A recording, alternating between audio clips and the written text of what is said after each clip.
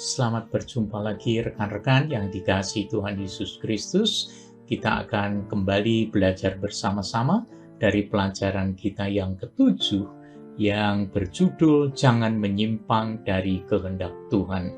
Pelajaran kita pada hari ini diambil dari Kitab Kejadian pasal 12 ayat yang ke-10 sampai dengan ayat yang ke-20.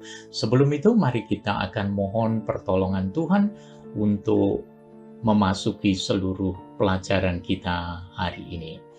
Tuhan Yesus yang mengasihi kami bersyukur kepada Tuhan, kami boleh berjumpa kembali melalui pelajaran kami pada hari ini. Kami persembahkan seluruh pembicaraan kami ke dalam tangan Tuhan, mohon tuntunan dan bimbingan Tuhan.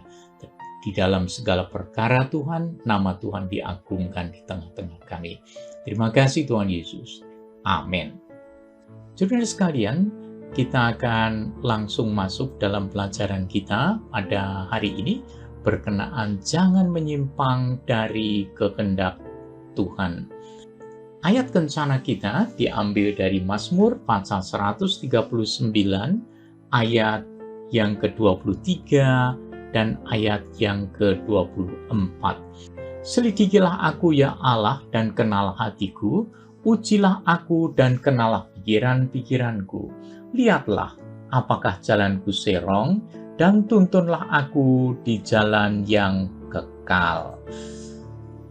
Saudara sekalian yang dikasihi Tuhan Yesus Kristus, kita patut bersyukur bahwa Alkitab bukanlah kumpulan dongeng atau buku dongeng.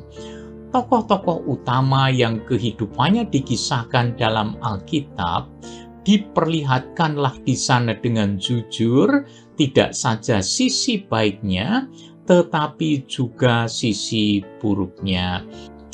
Dalam Alkitab, kehidupan mereka dipaparkan dari segi keberhasilan maupun kegagalannya. Memang Alkitab bukanlah mitos, tetapi satu kisah riwayat hidup orang-orang pada masa itu yang dijelaskan secara jujur. Pada beberapa pelajaran sebelumnya, kita mengagumi iman Abram yang begitu kuat kepada firman Allah. Meski ia tidak mendapat petunjuk tentang tanah Kanaan, ia berangkat mengikuti kehendak Allah. Namun, saudara sekalian, dalam pelajaran kita kali ini, kita akan melihat imannya mulai melemah menghadapi masalah di hadapannya, menghadapi tantangan-tantangan di hadapannya. Pesan Tuhan tetap sama kepada setiap orang percaya untuk tetap mengikuti kehendak-Nya. Nah, rekan-rekan sekalian yang dikasihi Tuhan Yesus Kristus, pelajaran kita kali ini akan mengingatkan kita untuk tidak menyimpang dari kehendak Tuhan. Kita akan berkaca atau bercermin pada kisah Abraham di Mesir. Mengikuti kehendak Tuhan kadang mengalami tantangan, kadang mengalami masalah. Masalah-masalah yang tidak kita kehendaki, yang tidak pernah kita perhitungkan, tiba-tiba menghadang di jalan kehidupan kita. Di Haran, Abraham tinggal di sekitar sungai Efrat dengan persediaan air yang cukup. Nah, saat mengikuti kehendak Tuhan di Kanaan, ia justru mengalami musim paceklik dan kekurangan makanan. Kemungkinan besar karena kemarau panjang dan kekeringan. Sampai-sampai kelaparan itu begitu hebat, sehingga untuk menyelamatkan dirinya dan keluarganya, Abram memilih mengungsi ke Mesir. Ini dituliskan di dalam pasal 12 ayat yang ke-10. Kalau kita memperhatikan pada ayat yang ke-11, pada waktu ia akan masuk ke Mesir, berdasarkan pengetahuannya akan kebiasaan orang Mesir, sebelum masuk ke Mesir, Abram mengendus bahaya yang membuatnya khawatir. Sayangnya, solusi yang ia pilih ialah merencanakan ketidakjujuran untuk keselamatan dirinya, tetapi membuat istrinya berada pada posisi yang cukup beresiko. Itu tertulis di dalam Kejadian pasal 12 ayat 12 sampai dengan 13. Abram menyuruh Sarai menyampaikan separuh kebenaran bahwa ia adalah adik perempuan atau adik tiri dari Abram. Padahal Sarai juga adalah istri Abram. Itu kita bisa membaca dari Kejadian pasal 20 ayat yang ke-12. Abram tidak minta pertimbangan Tuhan pada waktu itu, baik dalam keputusan mengungsi ke Mesir maupun keputusan untuk menyampaikan separuh kebenaran tersebut. Saat masalah menghadang, selalu ada dua pilihan: makin mendekat kepada Tuhan atau menjauh dari Tuhan. Jangan menyimpang dari kehendak Tuhan saat masalah menghadang kita. Kita bisa makin terperosok, makin jauh dari Tuhan. Itu sebabnya sarannya adalah janganlah menyimpang saat keadaan sekeliling kita seolah tidak mendukung.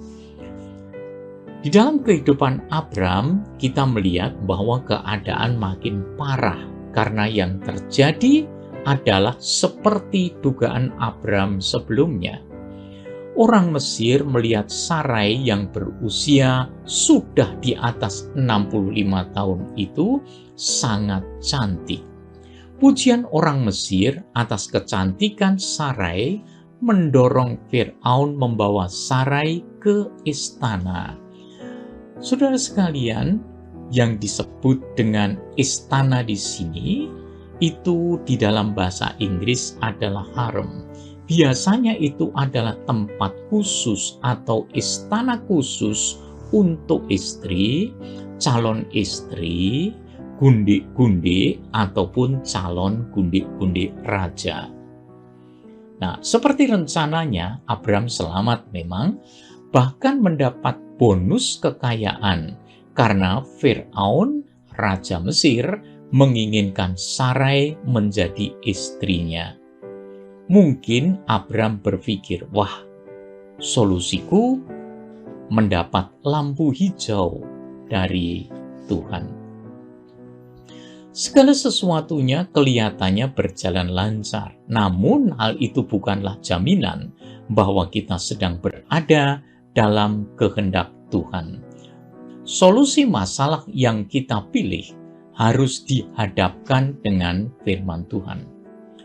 Jika tidak, kita mengira Tuhan merestui, padahal kita jauh tersesat dari kehendak Tuhan. Saudara sekalian yang dikasihi Tuhan Yesus Kristus, Abram menunggu di tempat lain sementara istrinya sedang dalam bahaya.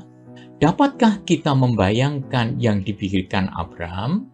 Abram yang tadinya senang bahwa solusinya berhasil dan ia mendapatkan bonus, mungkin mulai gelisah hatinya karena dia memikirkan istrinya dalam bahaya bila Firaun tidak dapat mengendalikan nafsu dirinya. Mungkin juga ia merasa bersalah karena telah mengorbankan istrinya demi keselamatan pribadinya. Bagaimanapun juga, ketika kita sebagai orang percaya berdosa dan menyimpang dari kehendak Tuhan, sebenarnya kita sedang merusak rencana Tuhan, bahkan menyakiti hati Tuhan dan menyakiti hati sesama. Namun kita bersyukur kepada Tuhan Allah, karena Allah adalah Allah yang setia. Meskipun Abram tidak menunjukkan kesetiaannya, ia sedang jatuh. Allah berkenan menolong meski telah disakiti hatinya oleh Abram. Yang dilakukan Tuhan adalah Tuhan menimpakan tulah kepada Firaun dan seisi istananya. Itu tercatat di dalam Kejadian pasal 12 ayat yang ke-17. Di dalam ayat 18 dan 19 dikisahkan di sana yang kemudian Firaun menegur Abram. Kalau dipikirkan betapa malunya Abram, orang beriman ditegur oleh penyembah berhala. Ingatlah bahwa dosa selalu menyakiti hati Tuhan dan sesama. Jadi jangan menyimpang dari kehendak Tuhan. Untung saja kekhawatiran Abram tidak terbukti. Di ayat 19 bagian akhir dan ayat yang ke-20, Abram tidak dibunuh. Sarai tidak jadi dipersunting oleh Raja Mesir. Mereka disuruh pergi dari Mesir dengan segala kepunyaan mereka, termasuk kekayaan yang ditambahkan oleh Firaun. Abram dan orang-orang yang menyertainya harus menanggung konsekuensi kesalahan Abram. Kali ini, Abram sadar dan bertobat.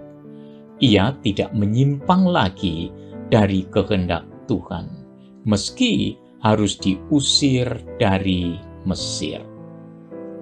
Kejadian pasal 13 ayat 1 sampai dengan ayat ke-4 menceritakan bagaimana Abram dan rombongannya kembali ke tanah Negeb dan ia kembali memanggil nama Tuhan.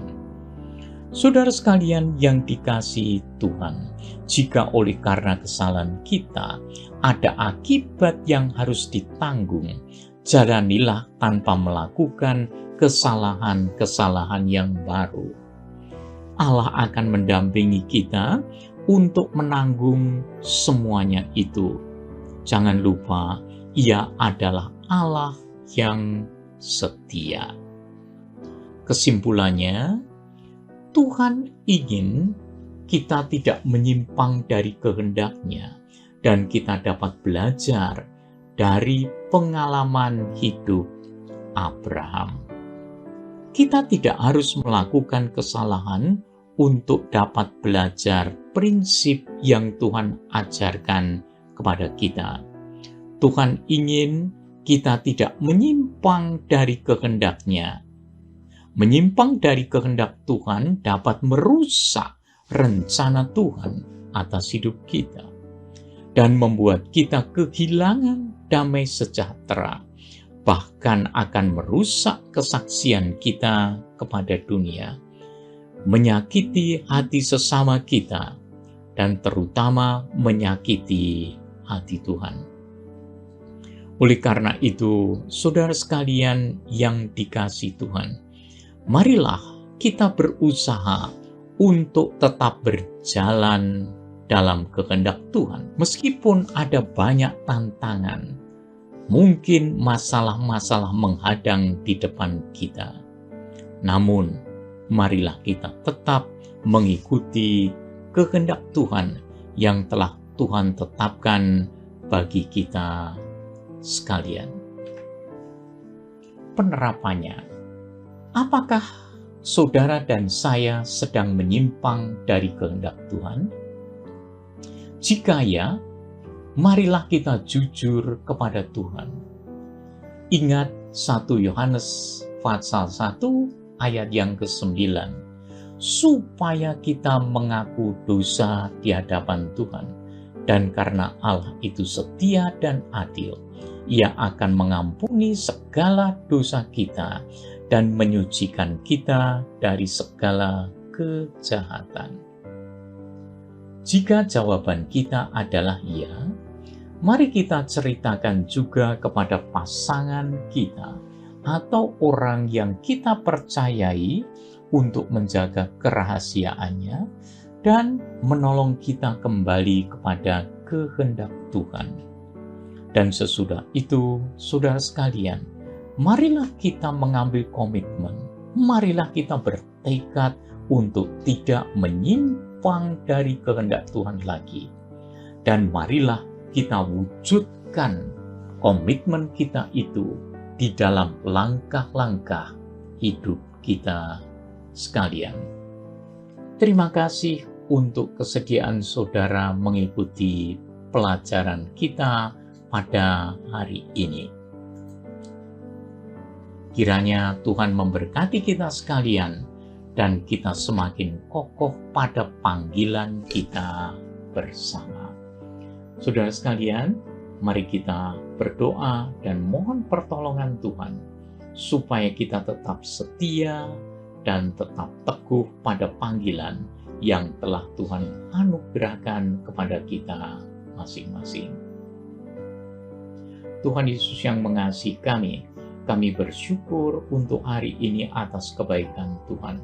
Tuhan mengingatkan kami kembali supaya kami tetap setia pada panggilan yang telah Tuhan anugerahkan kepada kami. Anugerahi kami Tuhan kesetiaan senantiasa, supaya kami memuliakan nama-Mu dan menjadi berkat bagi banyak orang. Kami persembahkan permohonan kami, doa kami, di dalam nama Tuhan Yesus Kristus. Amin. Sampai berjumpa pada rekaman-rekaman yang berikut. Tuhan memberkati kita semua. Amin.